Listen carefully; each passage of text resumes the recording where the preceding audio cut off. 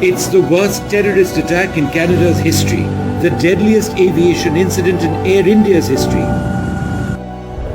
The world's deadliest act of aviation terror until 9/11.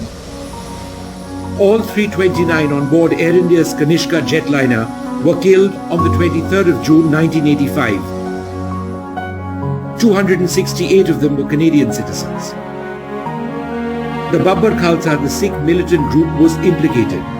The trial in Canadian courts lasted 2 decades plus. The two accused, Ripudaman Singh Malik and Ajay Singh Bagri, were both acquitted and found not guilty, a verdict described as a Canadian tragedy. Canada became a popular destination for Sikhs during the 70s, people looking for better economic opportunities. Those who emigrated including members of what became the Babbar Khalsa. Guided by the hardline philosophy of Bhindranwale, the founder of the Khalistani movement, they ended up forming factions, including the Panthan group in Vancouver, whose initial targets were members of the Nirankari sect back in India, whose practices were considered heretic and anti-Sikh.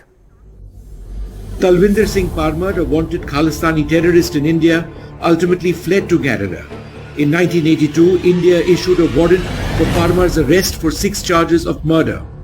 The man who denied India's extradition request was Justin Trudeau's father, the then Prime Minister Pierre Trudeau.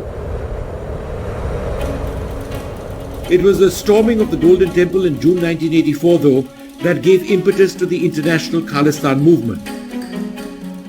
Addressing the founding convention of the World Sikh Organization in 1984, the extremist Ajay Singh Bagri said, "Until we kill 50,000 Hindus, we will not rest." The Jammu and Kashmir Liberation Front members were also invited. Some of those present in New York began the plot to target an Air India flight. The accused in the case came to define the face of Khalistani terror originating in Canada. Talvinder Singh Parmar, a high-ranking member of the Babbar Khalsa, was killed in India in 1992. In the Jeet Singh Riat, he is alleged to have brought the parts used in the Kanishka blast. Ajay Singh Bagri allegedly made the New York speech that 50,000 Hindus would be killed. Ripudaman Singh Malik, a Vancouver businessman and Khalistani extremist who was murdered in July 2022 in Surrey, Canada. And Lakhbir Singh Rode, the leader of the Sikh organization International Sikh Youth Federation.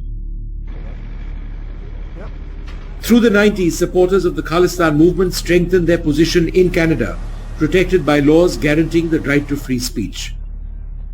Journalists who wrote about the Khalistan threat received death threats. Others, such as the Canada-based Sikh journalist Tara Singh Haier, were killed. In 2008, Prime Minister Manmohan Singh warned of the resurgence of Sikh extremism.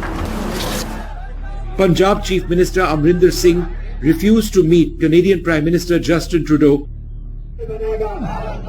On the 4th of June this year, a parade was organized in Brampton, Ontario, which is Canada's largest population of Sikhs, ahead of the 39th anniversary of Operation Blue Star. A tableau in the parade seemed to celebrate Prime Minister Indira Gandhi's assassination. We are at a loss to understand, other than the requirements of vote bank politics, why anybody would do this. Because if you look at their history, I mean, you would imagine that they learn by the history and they wouldn't like to repeat that history. So it isn't only one incident, however egregious it may be. I think there is a larger underlying issue about the space which is given to separatists, to extremists, to people who advocate violence.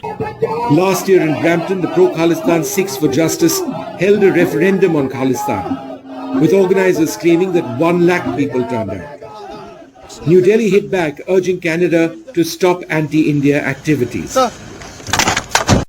Why does Canada allow this? The answer appears elementary: vote bank politics. Sikhs account for 2.1% of Canada's population. They're among the country's fastest growing segments among religious minorities. Sikhs have performed admirably across sections of Canadian society, with a Sikh leader, Jagmeet Singh, being the head of a major Canadian party, the NDP. Hardeep Singh Nijjar, the extremist whose death is the immediate cause of the crisis, was a vocal advocate for Khalistan.